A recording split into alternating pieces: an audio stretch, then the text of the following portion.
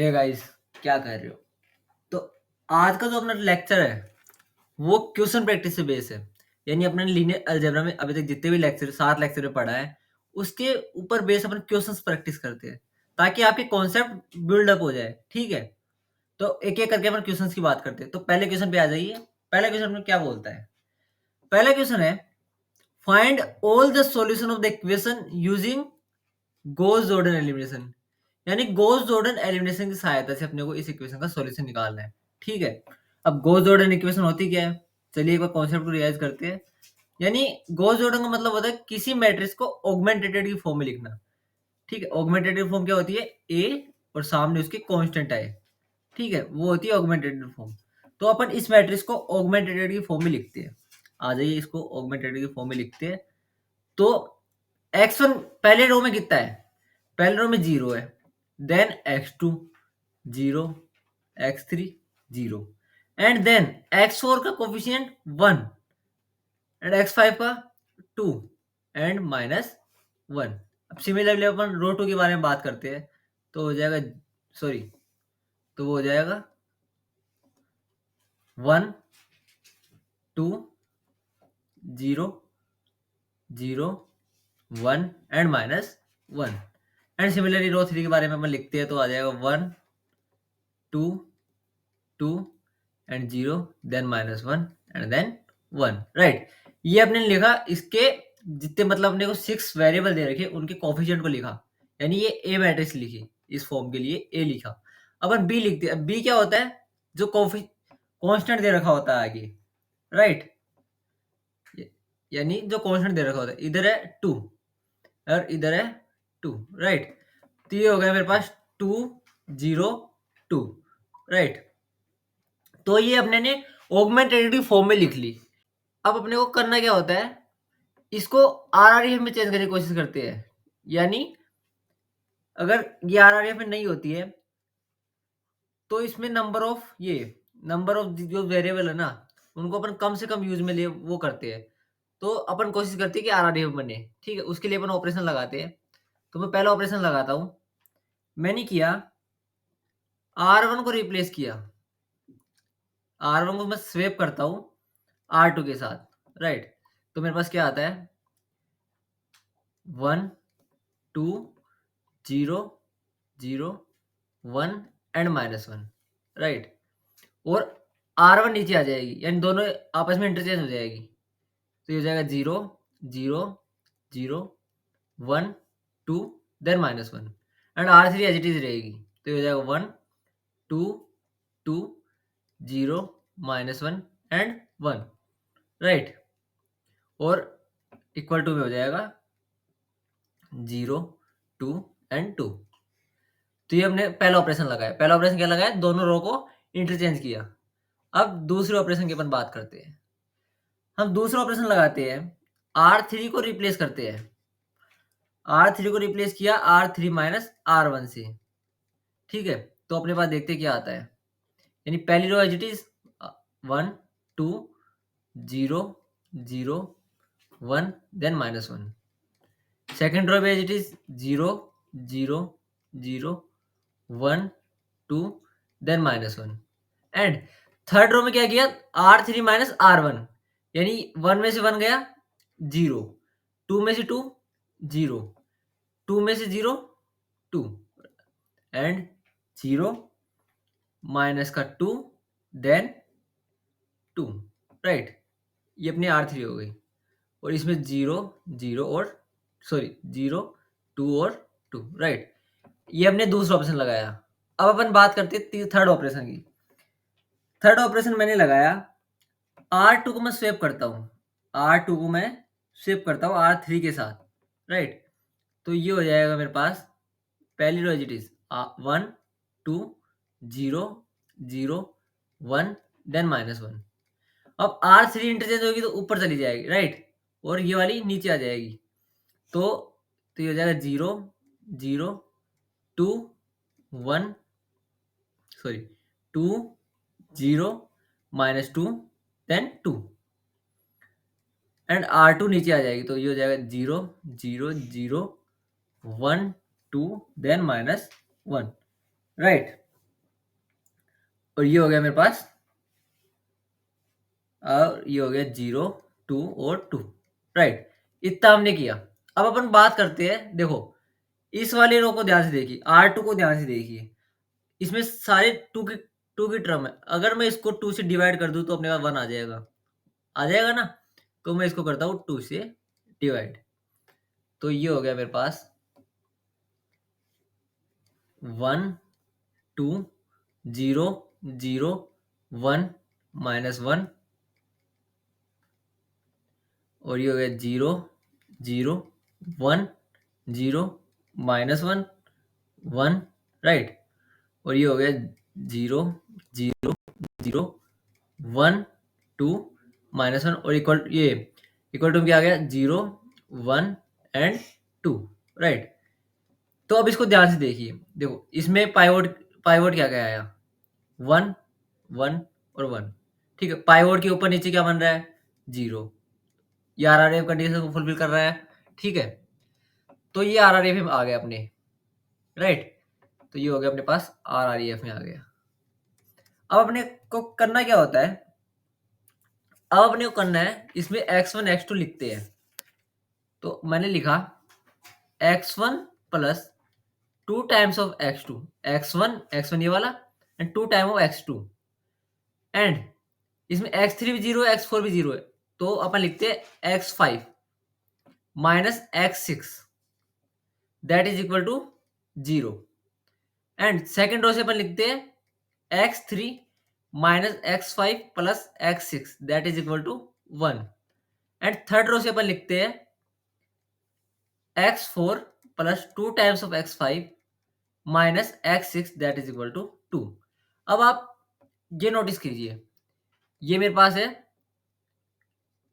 देखो इस वाली कॉलम में क्या आ रहा है, पाइवोट, इस वाले कॉलम में क्या आ रहा है, पाइवोट, और इस वाले कॉलम में क्या आ रहा है, पाइवोट, राइट।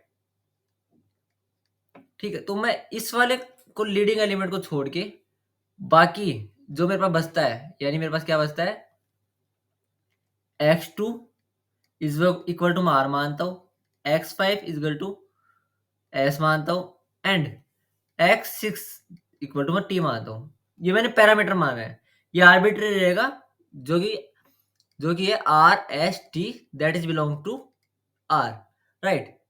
अब मैं इसको लिखता हूँ, मेरे पास आ गया, अगर मैं इसको r मानता हूँ तो मेरे पास ये क्या आ गया, ये तो मेरे पास पाइवोट था, तो हो गया -2 times of r minus s plus t, और ये हो गया r, देखो x1 किधर से आया, अपन इसको इधर भेजते हैं, तो मेरे पास x1 आ गया, x2 मेरे पास r है, x3 क्या आ जाएगा, x3 आ जाएगा मेरे पास 1 plus s minus t, right, and x4 आ जाएगा 2 minus 2s plus t and s और t, राइट। ये मेरे पास आ गए x1 x2, इनकी वैल्यू आ गई, राइट। तो हमने इसमें किया गया कि जो अपने को इक्वेशन गिवन थी उसको आरआरएफ में कन्वर्ट करने की कोशिश की, ठीक है। तो ये होता है गॉस जॉर्डन मेथड। अब इसके बाद अपन बात करते हैं,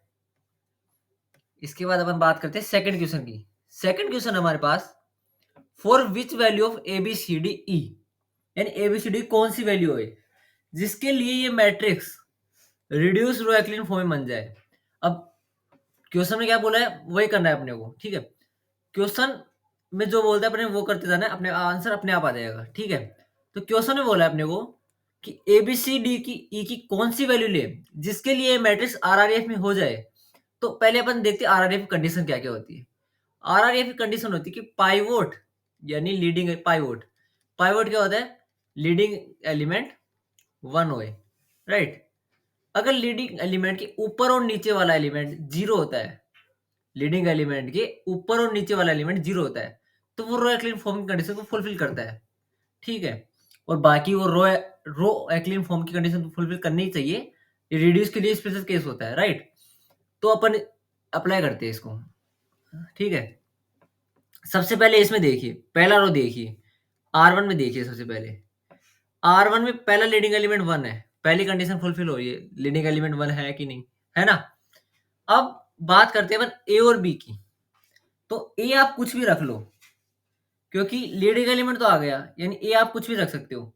तो ए आ गया मेरे पास एनी रियल नंबर, राइट। अब बात आती है दूसरी रो में, देखता हूँ एक बार मैं बी को स्किप करता हूँ। क्यों? क्योंकि मैं सी को देखता हूँ, मैं सी को क्या लिख सकता हूँ। ठीक है, तो मैं एक बार के लिए बी को नोटिस करता हूँ, सॉरी एक बार के लिए मैं सी को नोटिस करता हूँ। अगर मैं सी को 0 लिखता हूँ तो मेरा लीडिंग एलिमेंट 1 बन जाएगा। ठीक है, और अपने को बनाना क्या होता है, लीडिंग एलिमेंट 1। तो मैं सी को 0 लिख सकता हूँ, राइट। अब मैं बात करता हूँ ई की। ठीक है, मेरे को अगर मैं ई को 0 रखता हूँ तो मेरा लीडिंग एलिमेंट इधर भी 1 हो जाएगा, राइट। यानी मेरे पास 3 की वैल्यू तो आ गई। ठीक है, अब इसमें बात करनी है मेरे को बी की और डी की। तो मैंने क्या बोला कि पाइवोट के ऊपर और नीचे वाला भी 0 होना चाहिए, यानी 1 के ऊपर डी है तो वो डी भी 0 होना चाहिए, तभी वो आरआरएफ कंडीशन को फुलफिल करेगा। यानी मैं बोल सकता हूँ मेरा जो डी है वो भी 0 होएगा। अब रही बात बी की, तो बी भी सी के ऊपर है, यानी बी को भी मैं 0 ले सकता हूँ, उससे कोई फर्क नहीं पड़ेगा, राइट। तो इसमें आपको ध्यान का रखना था, लीडिंग एलिमेंट 1 होना चाहिए और लीडिंग एलिमेंट के ऊपर और नीचे वाला एलिमेंट 0 होना चाहिए, राइट। चलिए अगले क्वेश्चन की बात करते हैं। अगला क्वेश्चन हमारे पास question number 3, find all vector x such that ax is equal to b vector where a is equal to this and b is equal to this। तो अपने क्या निकालना है, x वेक्टर निकालना है। तो चलिए सबसे पहले मैं लेट करता हूं, let x vector is equal to a b and c। तो मैंने एज्यूम किया a b c। अब सिंपली इसने बोला है कि ax vector is equal to b vector है, तो सिंपली मैं इसमें पुट करता हूं, देखता हूं फिर मेरे पास क्या आता है, राइट। तो चलिए पुट करते हैं वैल्यू। ए की वैल्यू हो गई 1 2 0 0 0 1 एंड 0 0 0 एंड देन एक्स की वैल्यू पुट करते हैं, तो ये हो जाएगा a b and c and then b है मेरे पास 2 1 0। अब सिंपली मैं इसको मल्टीप्लाई करता हूं, तो मेरे पास आ जाएगा मल्टीप्लाई करने पे a plus 2 time of b, और इधर आएगा मेरे a plus 2 time of b and then c and then 0। ये मल्टीप्लाई करना तो आपको मैंने लेक्चर में सिखाया था, पहले प्रीवियस लेक्चर में सिखाया था कि मल्टीप्लाई कैसे करते हैं। तो मैंने सिंपली इसको मल्टीप्लाई किया, राइट। तो इक्वल टू में मेरे पास है 2 1 and 0।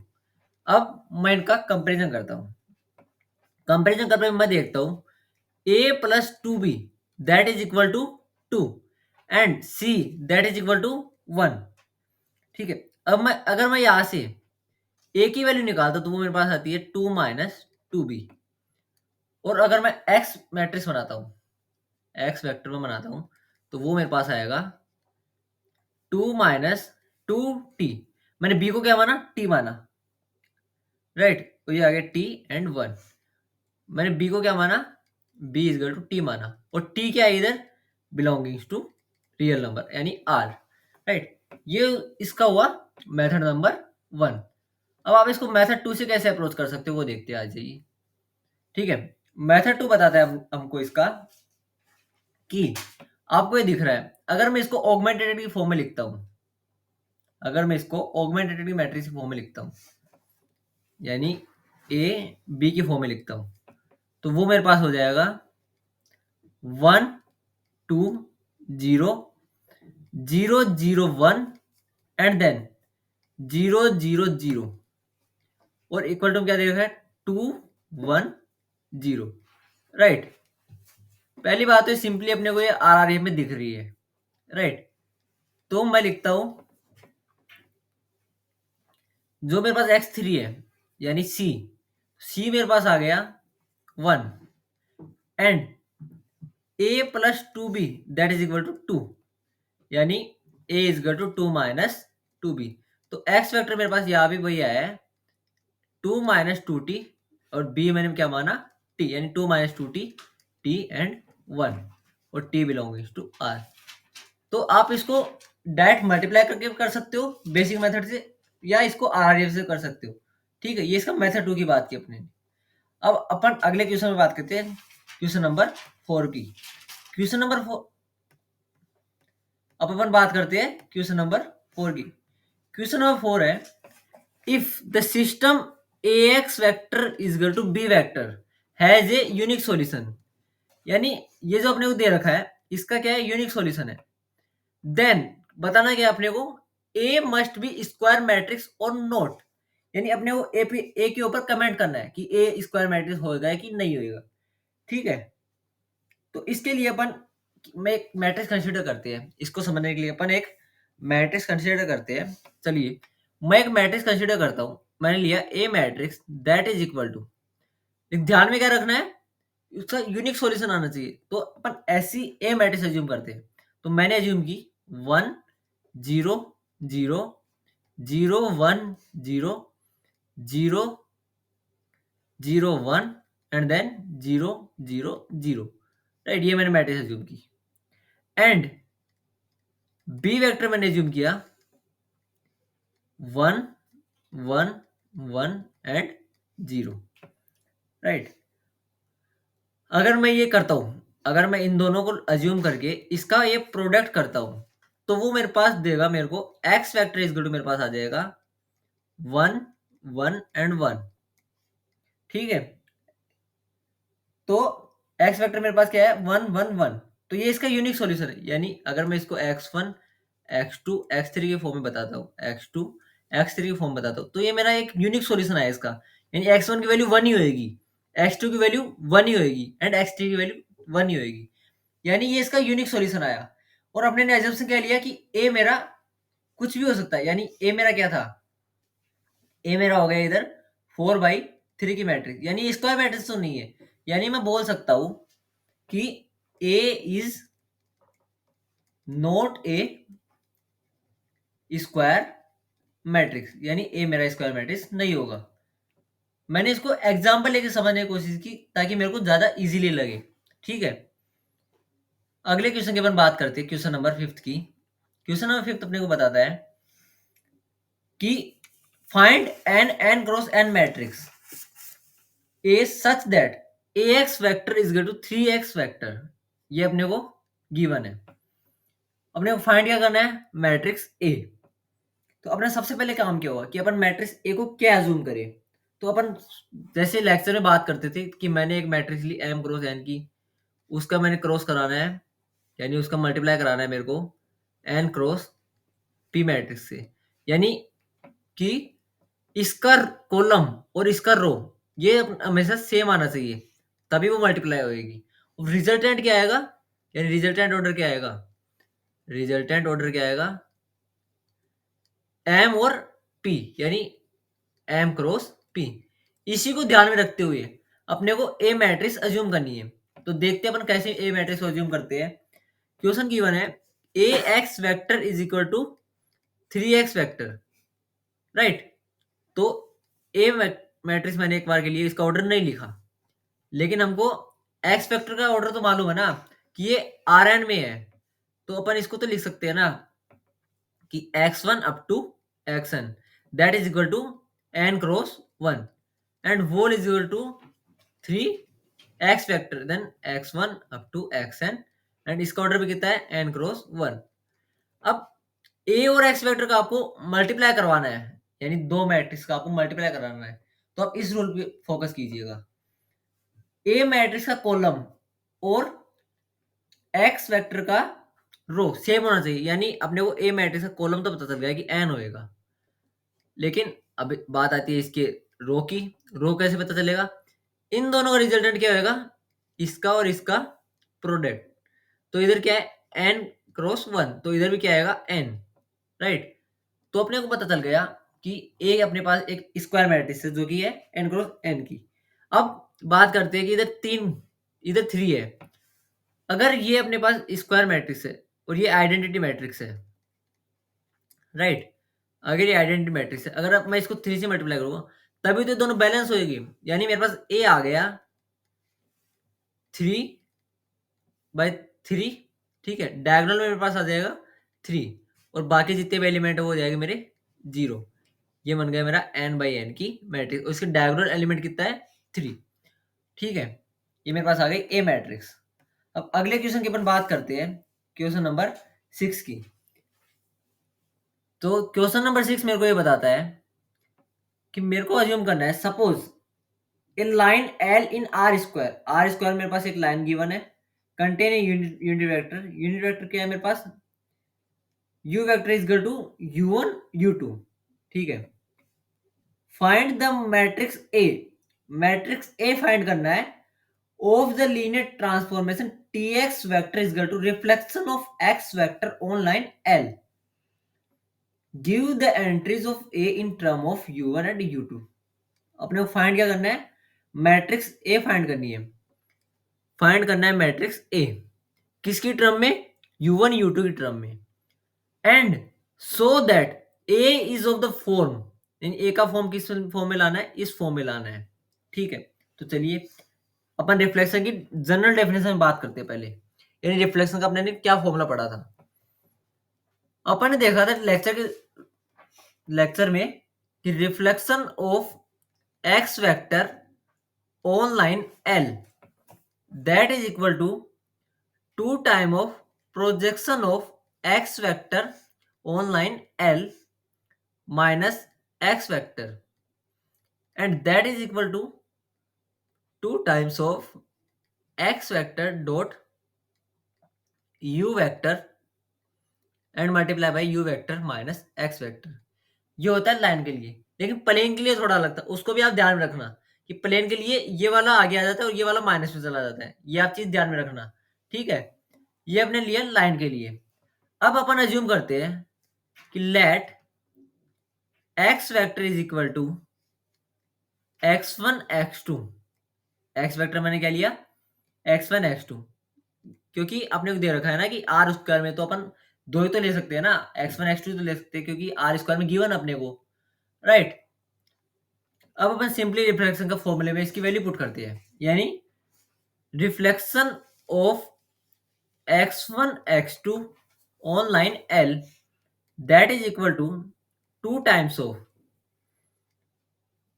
Of x1 x2 dot u1 u2 and whole multiply by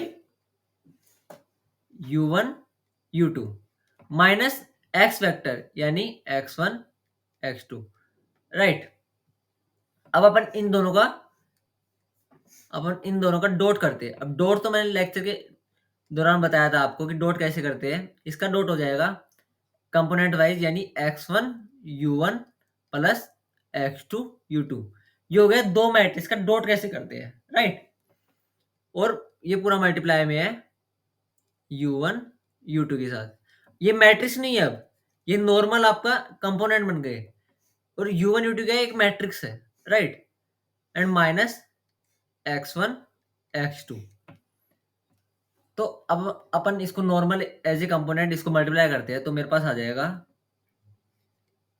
2 times of u1 square, 2 times of इसका 2 टाइम्स इसके साथ मल्टीप्लाई करते हैं, and 2 times of u1 square minus 1 और x1 इसका और इसको सेपरेट करते हैं, x1 इसका और ये वाला सेपरेट करते हैं तो ये कॉमन आएगा, राइट।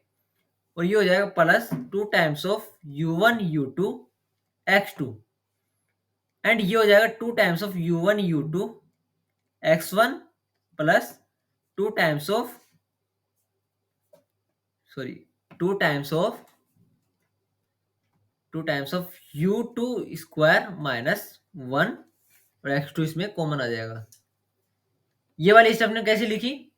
इसको इससे मल्टीप्लाई किया, इसको इससे मल्टीप्लाई किया और इसको सब्ट्रैक्ट किया, ठीक है, राइट।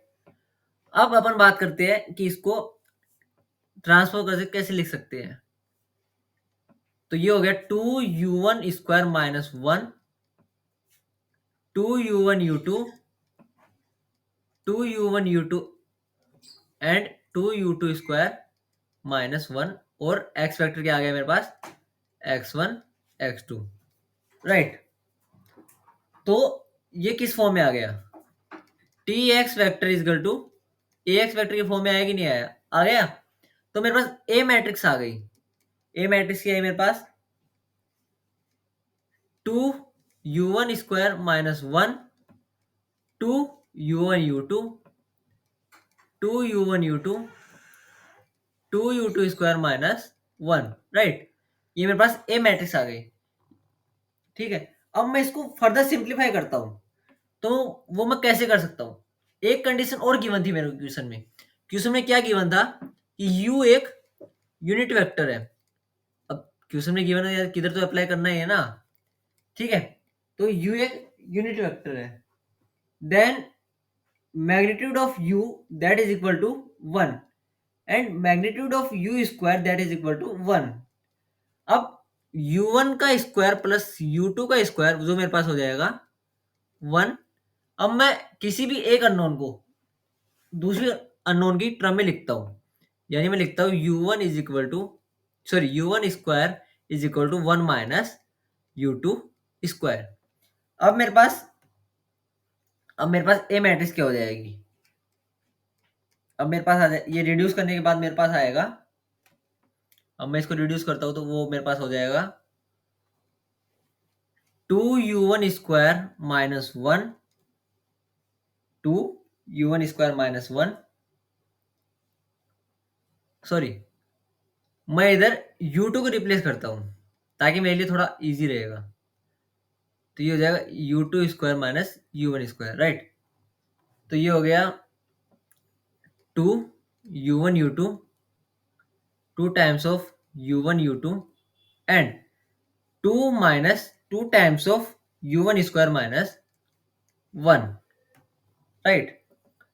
अब a is equal to 2u1 square minus 1, 2u1 u2, 2u1 u2 and negative of 2u1 square minus 1।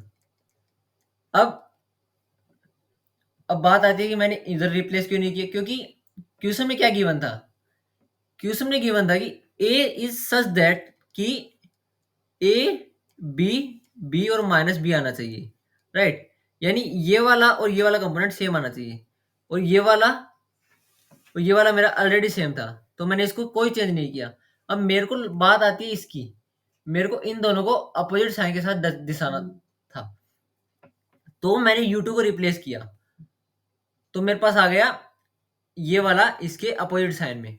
तो अब मेरी मैट्रिक्स आ गई a is in the form of a b and minus a।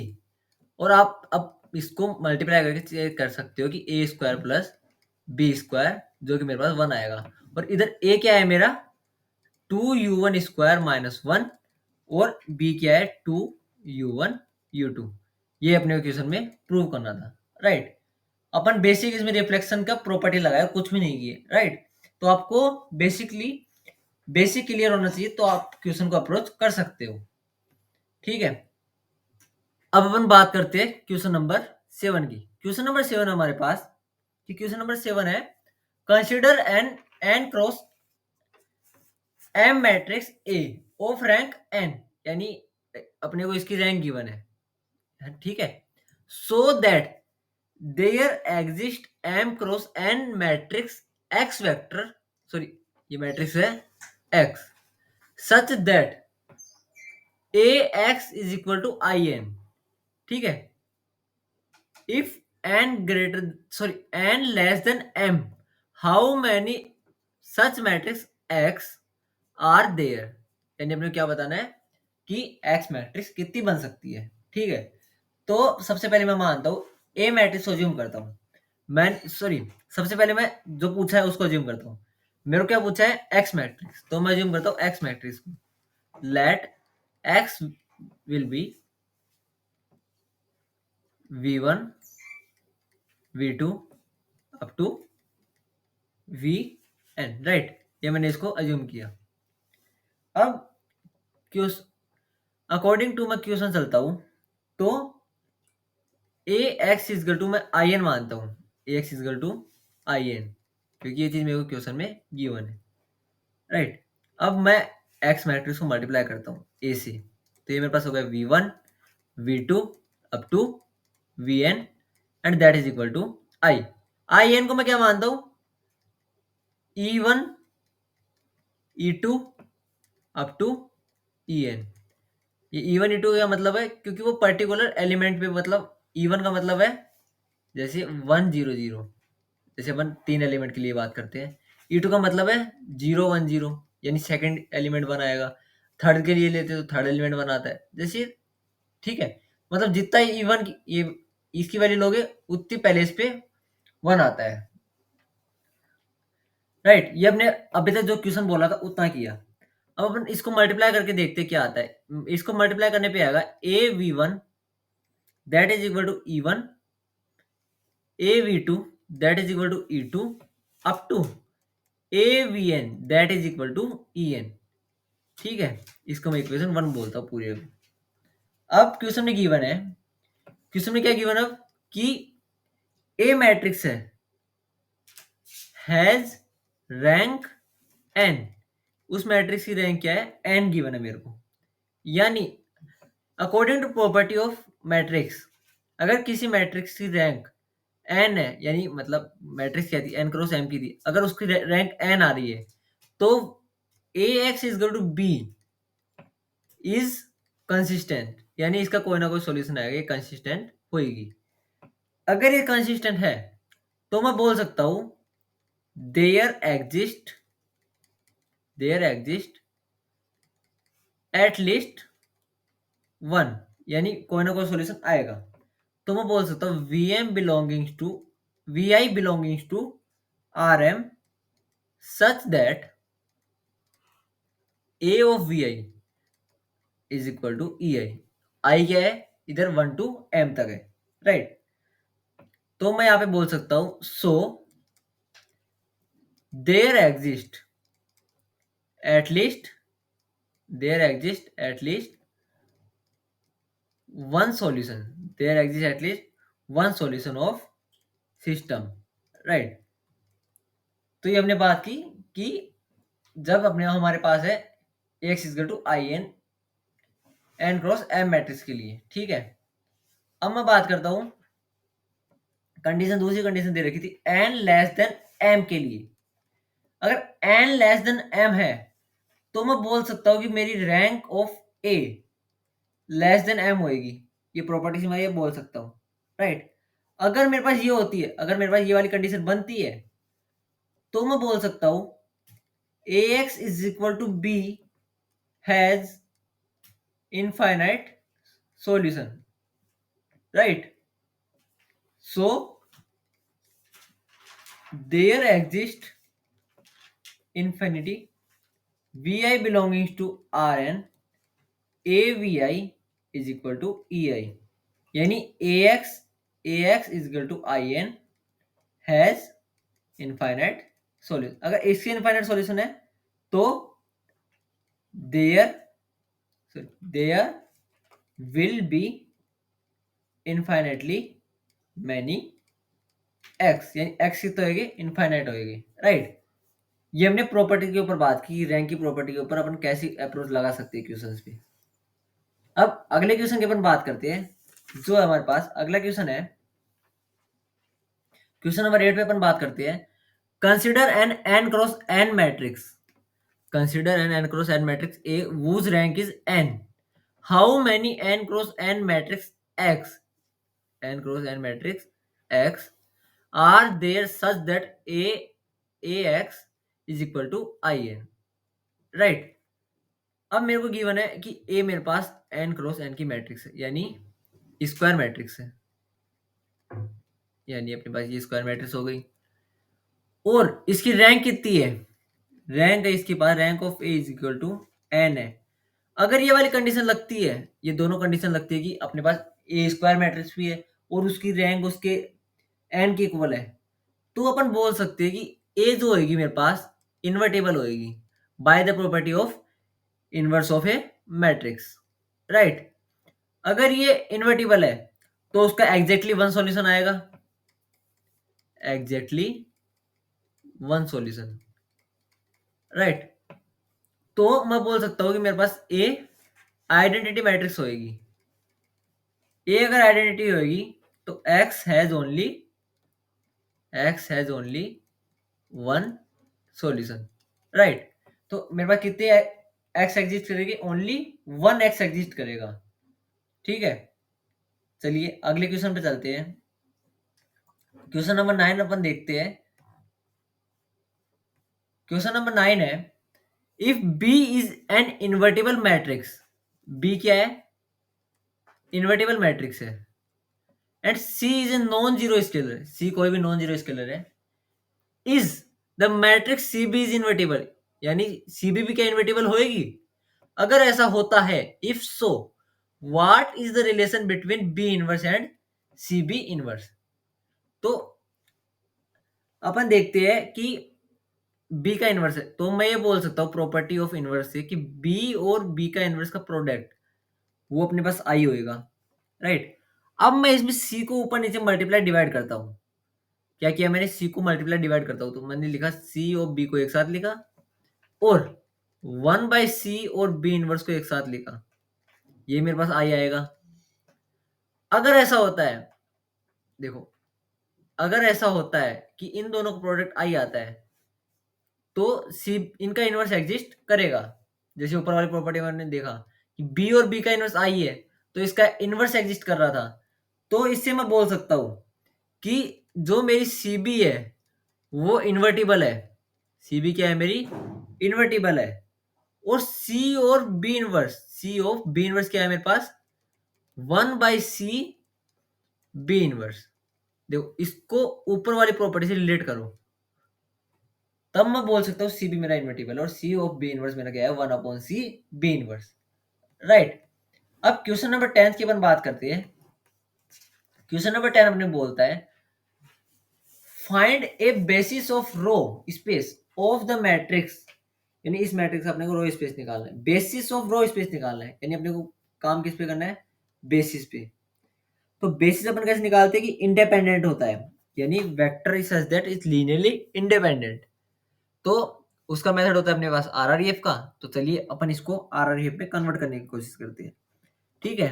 तो सबसे पहले मैं ऑपरेशन लगाता हूँ, R2 is replace by R2 minus 2R1 and R3 is replaced by R3 minus R1 and R4 is replaced by R4 minus R1 that is equal to। अब चलिए matrix बनाते हैं, ऑपरेशन लगाते हैं इस पे ऊपर। पहले मैंने सोचा कि मैं कौन कौन से ऑपरेशन लगा सकता हूँ, अब मैं ऑपरेशन लगाता हूँ, देखते क्या आउटपुट आता है, ठीक है। आउटपुट की अपन बात करते हैं। पहली रो में अपन एलिमेंट लिखते हैं, पहली रो पे अपने ने कोई एलिमेंट्री ऑपरेशन नहीं लगाया, तो अपन उसको एज इट इज लिखते हैं, 1 1 1 एंड 1। अब R2 में अपन ने क्या किया, 2 टाइम्स ऑफ R1 सब्ट्रैक्ट किया। अरे ये तो इसका 2 टाइम्स ही है, तो ये क्या हो जाएगा, 0 0 0 एंड 0। एंड ये क्या हो जाएगा, 0 1 2 एंड 3। एंड R4 क्या हो जाएगा, 1 2 4 एंड 6। अब मैं क्या करता हूँ, ये आ गई मेरे पास ये वाली मैट्रिक्स। अब मैंने ऑपरेशन लगाया, R4 is replace by R4 minus 2 times of R3, तब मेरे पास आता है 1 1 1 1 0 0 0 0 0 1 2 3 0 0 0 0, राइट। इतना हो गया मेरे पास, ठीक है। अब मैं क्या करता हूं, R2 को मैं स्वेप करता हूं R3 से and R1 is replace by R1 minus R3, right. तो देखते क्या आता है अपने पास आउटपुट। R1 को मैंने रिप्लेस किया R1 माइनस R3, तो ये 1 0 minus 1 and then minus 2, 0 1 2 3 0 0 0 0 and 0 0 0। ये वाली चीज समझ में ना, कि मैंने R2 को R3 से स्वैप क्यों किया, क्योंकि अपने ने रो एक्लियन फॉर्म प्रॉपर्टी पढ़ी थी, जो भी जीरो रो आएगी वो लास्ट में होनी चाहिए, तो उसके चक्कर में हमने इसको नीचे शिफ्ट किया, ठीक है। अब ये मेरे पास RREF में है, आप इसको चेक कर लीजिए, मेरे पास ये RREF में आ गई, क्योंकि पाइवोट के ऊपर नीचे क्या हो रहा है, 0 हो रहा है, राइट। तो अब मैं इसका बेसिस लिखता हूँ, बेसिस क्या आ जाएगा मेरे पास इसका, रो की फॉर्म में लिखना है, यानी इसकी और इसकी फॉर्म में लिखना है। तो मेरे पास बेसिस आ गया इसका 1 0 -1 और -2 एंड 0 1 2 3। बेसिकली अपन बेसिस और इमेज ये वगैरह किस में लिखते हैं, वेक्टर सॉरी कॉलम वेक्टर की फॉर्म में लिखते हैं। लेकिन क्वेश्चन में क्या बोला, रो स्पेस की फॉर्म में लिखो, तो अपने ने रो स्पेस की फॉर्म में लिखा है, राइट। अगले क्वेश्चन की अपन बात करते हैं, क्वेश्चन नंबर 11 की अपन बात करते हैं। तो क्वेश्चन नंबर 11 है, consider a linear transformation T from Rn to Rn to Rm and some linear dependent vector, ये लीनियर डिपेंडेंट वेक्टर है, ठीक है। आर द वेक्टर, क्या ये वेक्टर भी मेरे पास लीनियर डिपेंडेंट होगी, ये अपने को बताना है। तो गिवन क्या है अपने पास, v1 vector up to vm vector क्या है, लीनियरली डिपेंडेंट है। अगर ये लीनियर डिपेंडेंट है तो इनकी कंडीशन क्या होती है कि C v1 plus up to plus C M we M vector is equal to 0 vector, ये होती है कंडीशन। और कंडीशन के एक ट्विस्ट की बात ये आती है लीनियर इंडिपेंडेंट और डिपेंडेंट में। लीनियर डिपेंडेंट में क्या होता है कि C1 up to CM at least one non zero होना चाहिए, ठीक है, तब वो लीनियर डिपेंडेंट की कंडीशन फुलफिल करता है। अगर नहीं होता है, मतलब सारे जीरो होते हैं, तो वो लीनियर इंडिपेंडेंट बन जाता है, ठीक है। तो अपन इस पे लगाते हैं, अब टी ऑपरेशन लगाते हैं, T of c v one vector plus up to T of c M V M vector that is equal to 0 vector. अब मैं इसको, ये देखो, ये मेरे पास कांस्टेंट है, अरे सी वन सी एम तो कांस्टेंट है ना, तो मैं इसको बाहर ले सकता हूँ ना by the property of linear, ठीक है। तो लीनियर की प्रॉपर्टी से मैं इसको बाहर ले सकता हूँ, तो ये मेरे पास आ जाएगा C one T of V one plus up to C M T of V M vector that is equal to 0। और अपने ने पहले ही एजम्पशन ले रखा है कि जो सी वन और सी एम तक की जो भी वैल्यू है इसमें एटलीस्ट वन नॉन जीरो है, यानी अपन ये बोल सकते हैं, कि T of V one vector plus up to T of V M vector, मेरे पास T of V M vector क्या आएगा, लीनियरली डिपेंडेंट आएगा, राइट। समझ में आया कि नहीं। हमने किया क्या, वीएम वेक्टर दे रखा था अपने लीनियर डिपेंडेंट, उसी से अपने ने लीनियर की प्रॉपर्टी को अप्लाई करते हुए लीनियर डिपेंडेंट इसको प्रूव कर दिया, राइट। अब अपन बात करते हैं क्वेश्चन नंबर 12 की। क्वेश्चन नंबर 12 क्या है, consider a square matrix a, यानी ए क्या है, स्क्वायर मैट्रिक्स है। Describe the relationship if any between of this following set kernel of a comma kernel of a square, यानी अपने को इसके रिलेशनशिप की बात करनी है कि इसका कोई रिलेशनशिप बनता है, कैसा बनता है वो अपने को बताना है। तो दूसरा क्वेश्चन क्या है, इमेजेस के बारे में, यानी इमेजेस के बीच में क्या रिलेशनशिप बनता है, image of a square and up to image of so on, right. तो चलिए अपन इसको कैसे अप्रोच कर सकते हैं, अपन ए की बात करते हैं पहले, ठीक है। गिवन है मेरे पास ए, मेरे पास है स्क्वायर मैट्रिक्स,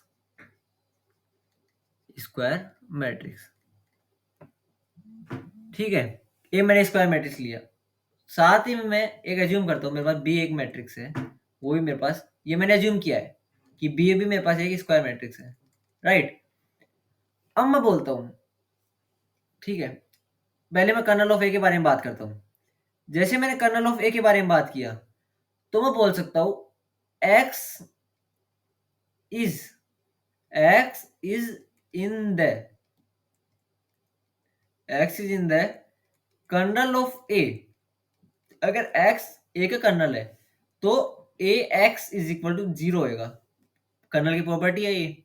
अगर मैं दोनों साइडों में b से मल्टीप्लाई करता हूँ, ठीक है, अगर मैं इसको b की फॉर्म में लिखता हूँ, तो ये हो जाएगा b of A x, sorry, ये हो जाएगा b a x, यानी मैं इसको ऐसा भी लिख सकता हूँ ना, b of A x.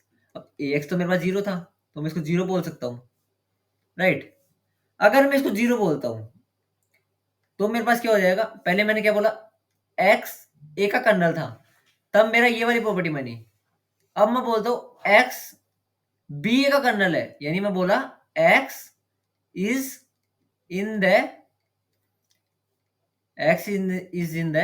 Kernel of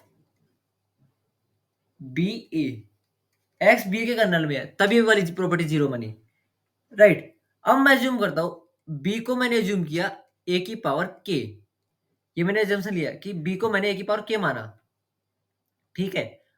where k belongings to positive integer, ठीक है? ये मैंने किया। अब मैं इसको लिखता हूं a की पावर k प्लस 1, अरे a के पहले से था और a के जुड़ गया, तो a की पावर k प्लस 1 हो गया, right? x that is equal to a की पावर k x, एंड ये हो जाएगा a ऑफ 0 एंड ये हो जाएगा 0, राइट? तो मैं इससे बोल सकता हूं, इससे मैं क्या बोल सकता हूं कि पहले मैंने क्या बोला? x is in the kernel of a की पावर k, ठीक है? पहले अपने यही बात की थी ना, x a की पावर k का कर्नल है, तो मैं यहां से बोल सकता हूं x is in the kernel of a to the power k plus 1, यहां से मैं ये स्टेटमेंट बोल सकता हूं। अगर देखो रिलेट करो अब इनको, पहले मैंने माना x a का कर्नल है, तो मेरे पास ये आया, फिर मैंने अज्यूम किया कि x b का कर्नल है, फिर मैंने b को a की पावर k माना, फिर मैंने देखा x a की पावर k का भी कर्नल है, x a की पावर k प्लस 1 का भी कर्नल है, तो अपन इसको रिलेट करते हैं, कर्नल से रिलेट करते हैं, तो क्या आएगा? Kernel of a, kernel of a is subset of kernel of a square and subset of kernel of a cube and so on, ठीक है? ये हमने इसको कर्नल की डेफिनेशन देखा। अब अपन को ये आया, अपने का कर्नल में रिलेशनशिप आ गया कि सारे कर्नल अपने की एक्स्ट्रा पावर यानी a स्क्वायर a क्यूब के सबसेट होते हैं, ठीक है? अब अपन इमेज की पॉइंट ऑफ व्यू से देखते हैं कि इमेज में क्या क्या रिलेशनशिप आता है, राइट? अब मैं इमेज की बात करता हूं, ठीक है? तो मैं बी पॉइंट की बात किया, तो मैं देखता हूं कि मैं माना बी, मैंने बी अज्यूम किया is in the B is in the image of a to the power k plus 1, तो मैं बोल सकता हूं a k plus 1 x is equal to b, right? तो मैं इसको बोल सकता हूं b is equal to a की पावर k ax, ठीक है? अब b किससे बना? Linear combination of a k, linear combination of a की पावर k, तो मैं बोल सकता हूं कि b इमेज होएगा जो a की पावर k का भी इमेज होएगा।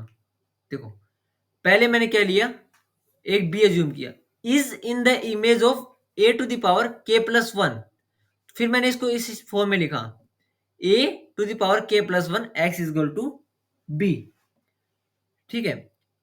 इससे मैं ये बोल सकता हूं कि b है वो a to the power k का भी इमेज होएगा। एक बार फिर से अपन ऊपर वाले क्वेश्चन में जाते हैं, कर्नल वाले में। कर्नल वाले में क्या चल रहा था कि पहले पावर बढ़ रही थी, पहले a to the power k थी, फिर a to the power k plus 1 हुई, तब हमने ये वाला सबसेट बोला, समझ में आया? अब इमेज में अपन क्या बात कर रहे हैं, पहले a to the power k plus 1 थी, फिर a to the power k हुई, यानी पावर डिक्रीज हो रही है, यानी अपन इससे ये बोल सकते हैं कि image of a square is the subset of image of a, right? इससे अपन ये बोल सकते हैं, तो रिलेशनशिप क्या आया? Image of a is subset of image of a square and up to so on, ये अपना आ गया इमेजेस में रिलेशन, राइट? अब अपन बात करते हैं क्वेश्चन नंबर, जो कि आप आज के लेक्चर का लास्ट क्वेश्चन है, क्वेश्चन नंबर 13, ठीक है? क्वेश्चन नंबर 13 है कंसीडर ए मैट्रिक्स ए, एक मैट्रिक्स ए कंसीडर करते हैं और एंड एक मैट्रिक्स बी कंसीडर करते हैं जो आर आर एफ ऑफ ए की फॉर्म में है। तो पहले अपन कर्नल की बात करते हैं, फिर अपन इमेजेस की बात करते हैं। तो कर्नल की बात करने के लिए मैं देखता हूँ कि मैं लिया A x vector is equal to 0, मैंने क्या लिया, A x vector is equal to 0 vector and B x vector is equal to 0 vector, right, ये हमने लिया। तो अगर इसका देखो, अगर इसका ये सॉल्यूशन है और इसका भी ये सॉल्यूशन है, तो मैं ये बोल सकता हूँ kernel of A is equal to kernel of B में बोल सकता हूँ, ठीक है, ये मैं बोल सकता हूँ। अब इमेजेस को समझने के लिए मैं एक वो लेता हूँ, एक मैं मैट्रिक्स लेता हूँ ए, इस प्रकार लेता हूँ कि जो बी बनेगी मेरे पास वो आर आर एफ ऑफ ए बने। अपने को काउंटर एग्जाम्पल क्या लेना है कि जो बी बने वो आर आर एफ ऑफ ए बने। तो मैं ए को कुछ इस प्रकार लेता हूँ 0 0 1 एंड 0, राइट, ये मैंने बी ली। अब मैं इसका ए एक्स निकालता हूँ, यानी 0 1 0 0 मल्टीप्लाई बाई x1 x2, ये मैंने इसका ए एक्स निकाला, राइट। तो ये मेरे पास हो गया 0 x1, तो ये हो गया x1 बाहर आ गया, ये हो गया 0 1। अब सिमिलरली मैं बी निकालता हूँ और इसको मैं क्या बोल सकता हूँ, स्पैन ऑफ E2, राइट। अब बी मैट्रिक्स अज्यूम करूंगा यानी आर आर एफ ऑफ ए, यानी ए का आर आर एफ क्या हो जाएगा 1 0 0 1, ये ए का आर आर एफ हो गया, राइट। अब सिमिलरली मैं इसको भी मल्टीप्लाई करता हूँ 1 0 0 0 एंड x1 x2, तो ये मेरे पास आ जाएगा x1 0 x1 ऑफ 1 अपॉन 0, यानी स्पैन ऑफ E1। तो ये मेरे पास क्या आया, इमेज ऑफ ए, और ये मेरे पास क्या आया, इमेज ऑफ बी। तो मैं बोल सकता हूँ कि मेरे पास image of A is not equal to image of B होएगा by the help of counter example. Counter example कैसा लेना था कि दोनों पे सेट बैठे, कि अपन ए ले तो वो R R F of B को भी, R R F of A को भी सेटिस्फाई करे, राइट। तो आज के लेक्चर में हमने बात की, क्वेश्चन प्रैक्टिस की, ठीक है। थैंक यू, मिलेंगे आपको अगले लेक्चर में। थैंक यू वेरी मच, और कोई डाउट हो तो कमेंट करके बताना।